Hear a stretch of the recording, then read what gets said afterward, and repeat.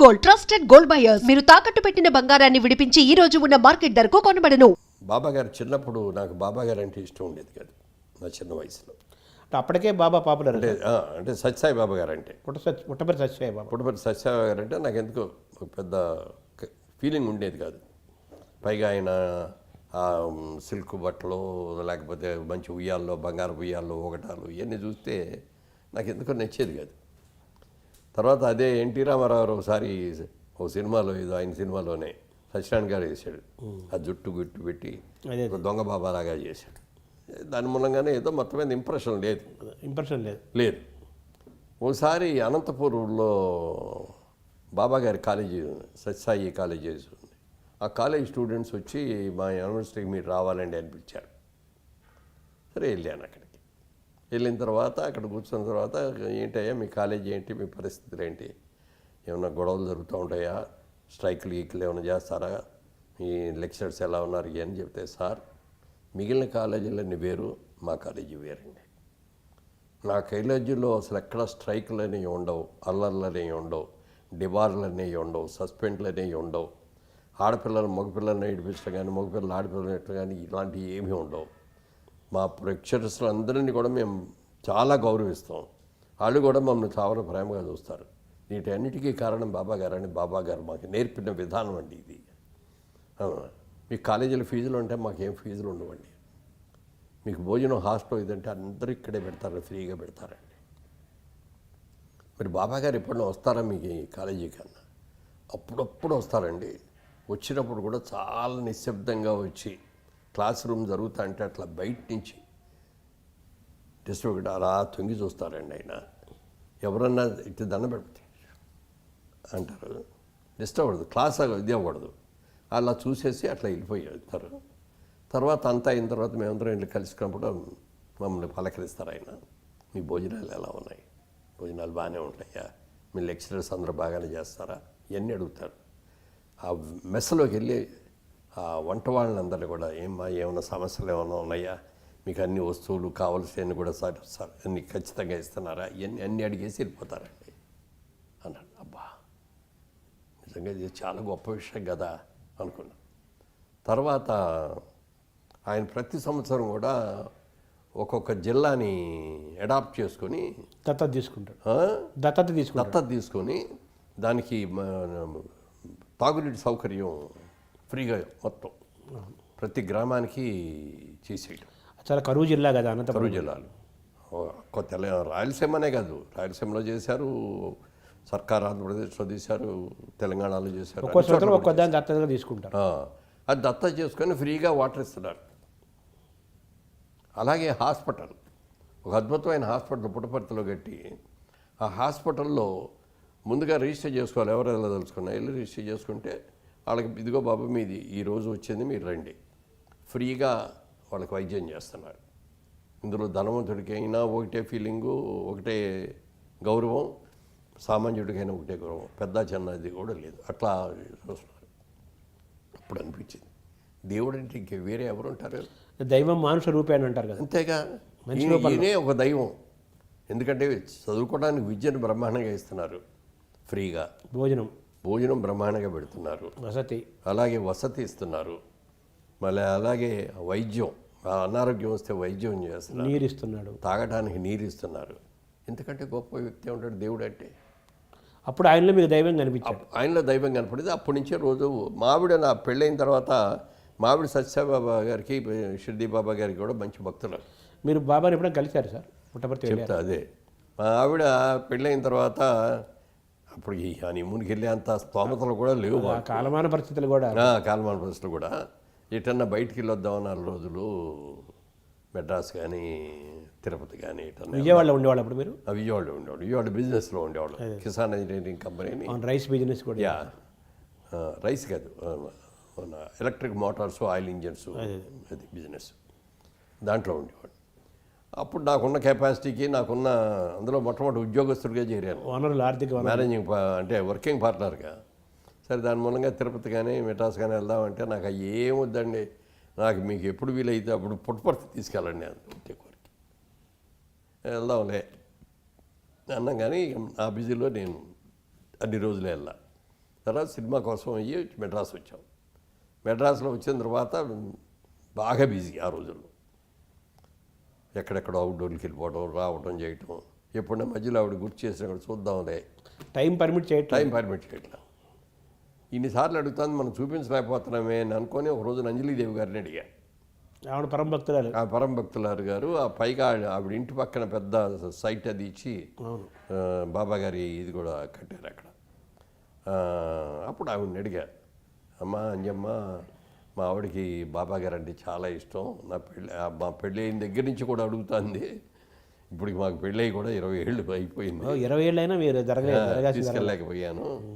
బాబా గారు ఎప్పుడు వస్తారమ్మా మెడ్రాస్ వచ్చినప్పుడు చెప్తే నేను మా ఆవిడ దర్శనం చేసుకోవడానికి వస్తామన్నా. అంటే ఏదో వచ్చే నెల పలానా తారీఖున ఉంది.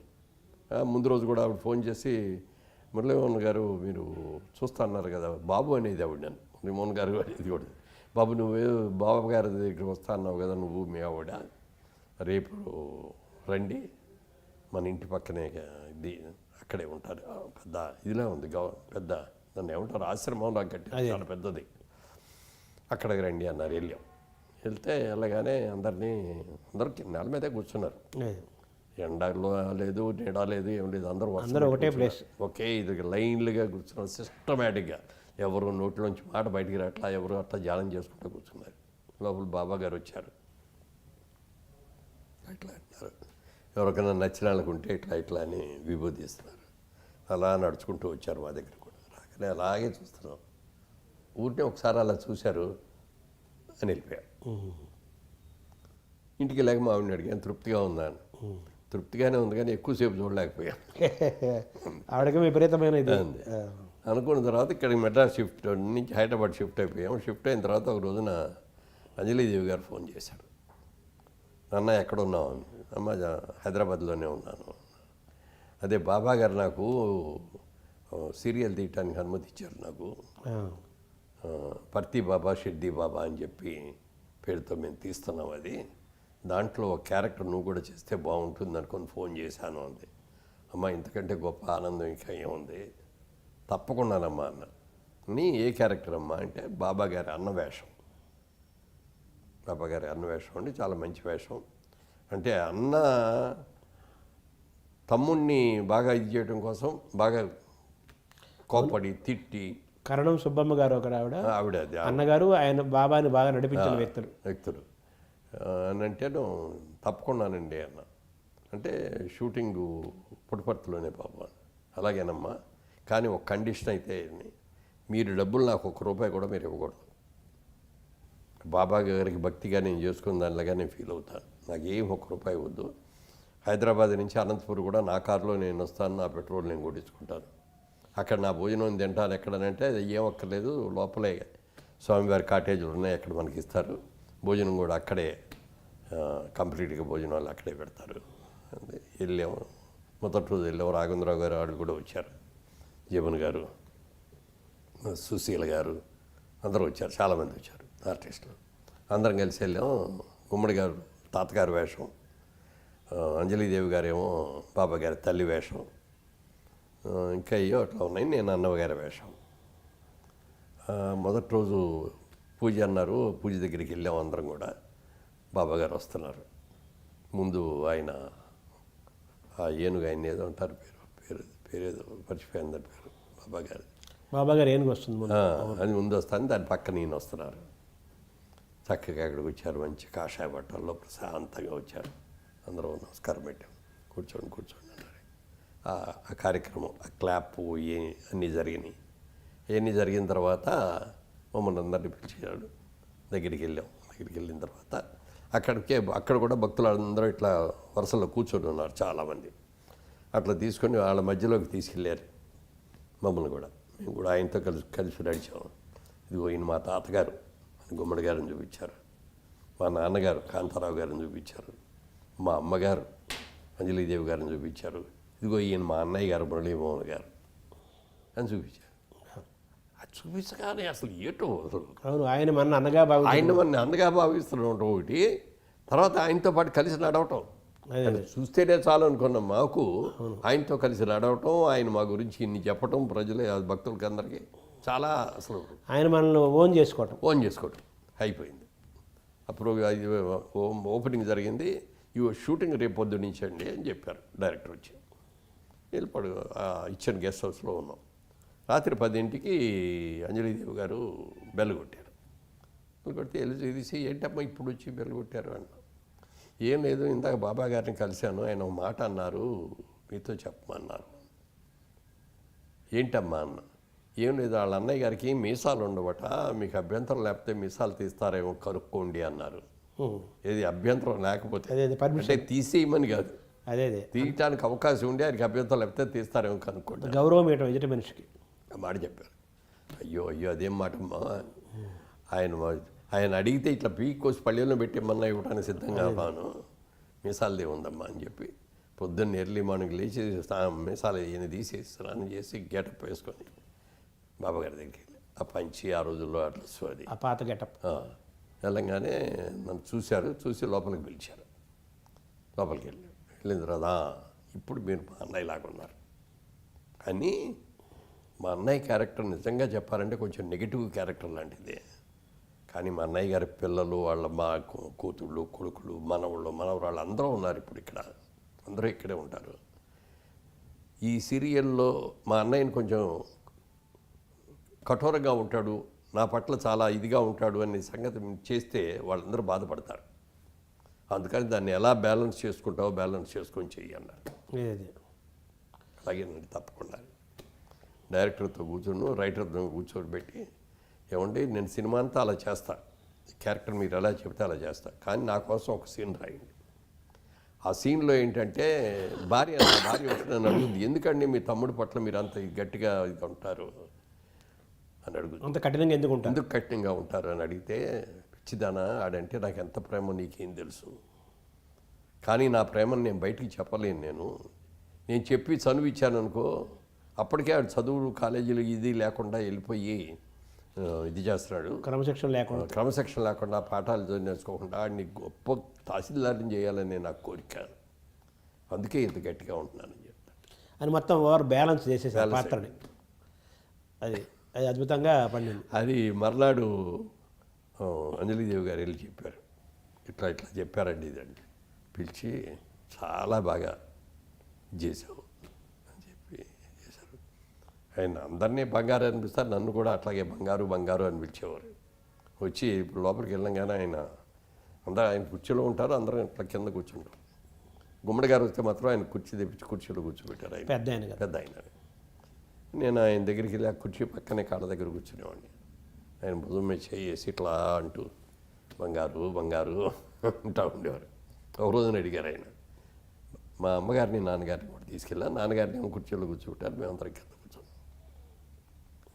బంగారు ఏం మా అమ్మగారికి చెప్తున్నారు, ఈ బంగారు అంటే నాకు చాలా ఇష్టం అమ్మా, ఎందుకనంటే తనొక్కడే బాగుండాలని కోరుకోడు, తన చుట్టూ ఉన్న నలుగురు బాగుండాలని కోరుకుంటాడు. అంటే మీ అమ్మా నాన్న కూడా తీసుకొస్తానన్నారు కదా, అక్కడి నుంచి గ్రహించారు ఆయన.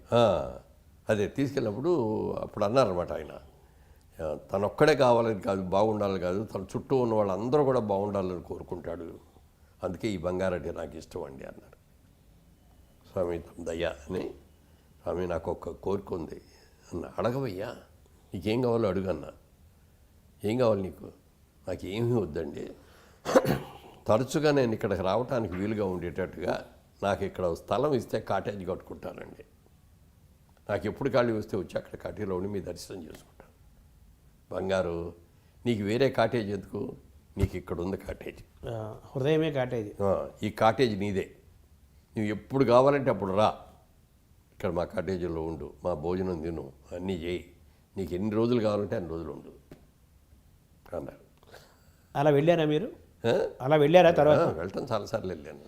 మీకేం ఇచ్చారా అన్న? ఈ ఆయన గొలుసు అటువంటి పెట్టుకురాళ్ళు మర్చిపోయాను. పొద్దున్నే ఒక ఉంగరం ఇచ్చారు, అట్లాగే ఇది చేసేసి ఆయనే పెట్టారు, చెయ్యి అడిగి తీసుకొని ఆయనే పెట్టారు.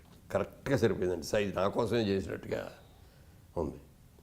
అలాగే ఒకసారి వెళ్ళినప్పుడు నేను మా ఆవిడ కలిసి వెళ్ళినప్పుడు అంతా మాట్లాడి అంతా అయిన తర్వాత మురళీమోహన్ కాదు, బంగారు పేరుతో పిలవరు ఆయన, బంగారు నువ్వు ఎప్పుడన్నా సూట్లు వేసుకుంటావా అన్నారు. స్వామి వేసుకుంటారు కానీ ఇండియాలో పెద్ద వేసుకోవాల్సిన అవసరం కాదు కదా స్వామి. వాతావరణం అయిన ఫంక్షన్స్ పెద్ద అయిన ఉంటే వేసుకుంటారు, లేకపోతే అమెరికా వెళ్ళిన ఇతర దేశాలకు వెళ్ళినప్పుడు అక్కడ వేసుకుంటారు స్వామి. లోపలికి వెళ్ళి ఒక మంచి సూట్ పీస్ ఇంపోర్టెడ్, అది ఎంత బ్రహ్మాండంగా అది ఎవరిచ్చారో తెలీదు. అంటే ఆయనకి దేశ విదేశాల్లో భక్తులు ఉండేవారు కదా, వాళ్ళందరూ ఏదో ఒకటి తీసుకొచ్చి ఇచ్చేవారు, ఇస్తుంటారు, అయ్యే వరకు ఇస్తుంటారు ఆయన.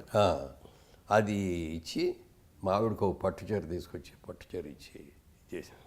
అసలు ఎంత ఆనందపడిపోయామంటే ఒక కన్న తండ్రి ఇచ్చినట్టుగా, ఒక కన్న తల్లి ఇచ్చినట్టుగా ఫీల్ అయ్యాం. అంటే మీకు జీవితాంతము ఎప్పటికీ ఉండే మధురమైన జ్ఞాపకాలు.